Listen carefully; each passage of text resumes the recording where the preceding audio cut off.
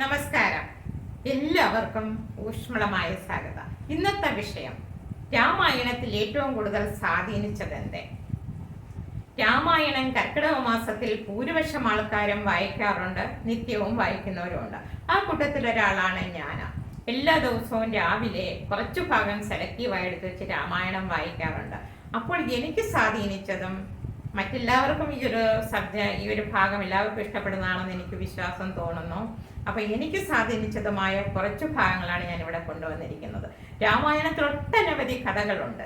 നമുക്ക് അത് വായിക്കാൻ തുടങ്ങുമ്പോൾ നമ്മൾ തന്നെ രാമനും സീതയും ലക്ഷ്മണനും ഹനുമാൻ സ്വാമിയും എല്ലാം നമ്മൾ തന്നെയാണെന്ന് തോന്നിപ്പോകും.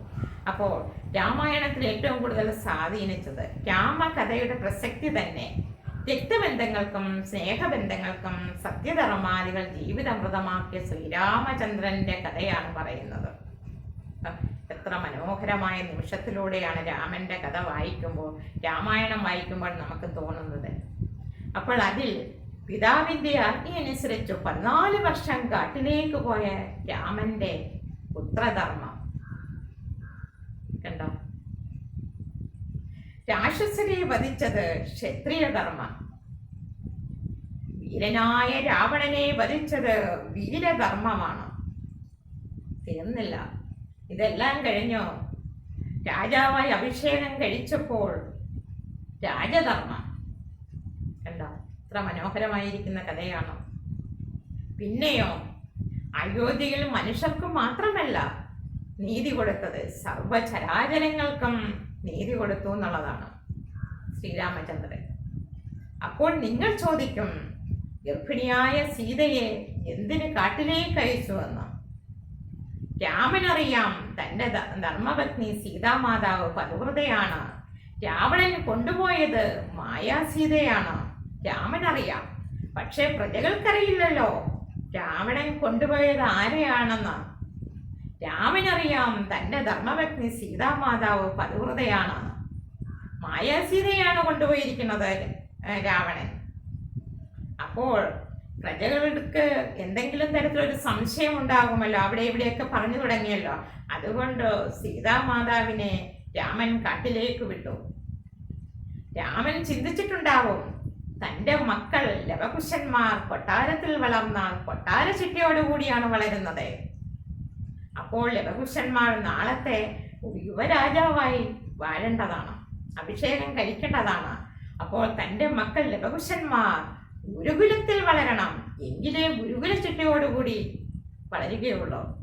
അതുകൊണ്ടാവാം ശ്രീരാമചന്ദ്രൻ സീതാമാതാവ് പതിവ്രതയായിട്ടും പ്രജകൾ മറ്റു ഒന്നും പറയാതിരിക്കാൻ വേണ്ടിയും തൻ്റെ ധർമ്മപത്നിയായ സീതാമാതാവിനെ ആശ്രമത്തിലേക്ക് വിട്ടത്, കാട്ടിലേക്ക് അയച്ചതും. അപ്പോൾ ലവകുശന്മാർ ഗുരുകുല ചുറ്റയോടുകൂടി വളരും, കൊട്ടാരത്തിൽ വളർന്ന കൊട്ടാര ചുറ്റയോടുകൂടിയാണ്. നമ്മൾ രാമായണം വായിക്കുമ്പോൾ നാം തന്നെ അറിയാതെ രാമനും സീതയും ലക്ഷ്മണനും ഹനുമാനുമായി തീർന്നു പോകുന്നു.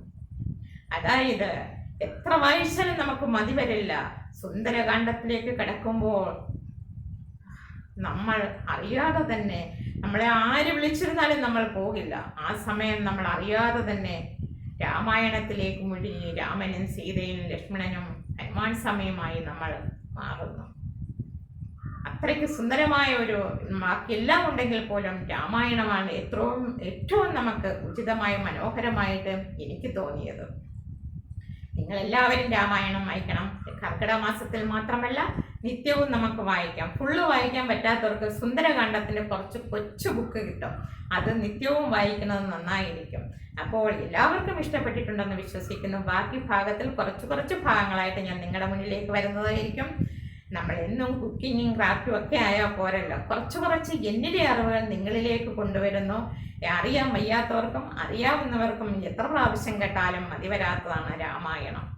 ആ ഭക്തി സാന്ദ്രത്തിൽ കൂടെ നമ്മൾ എന്താ പറയാ, ആ സാഗരത്തിലൂടെ നമ്മൾ കടന്നു പോകുമ്പോൾ നാം അറിയാതെ തന്നെ സീതാമാതാവ്, രാമൻ, ഹനുമാൻ സ്വാമി എല്ലാവർക്കും ഇഷ്ടപ്പെട്ടിട്ടുണ്ടെന്ന് തോന്നുന്നു.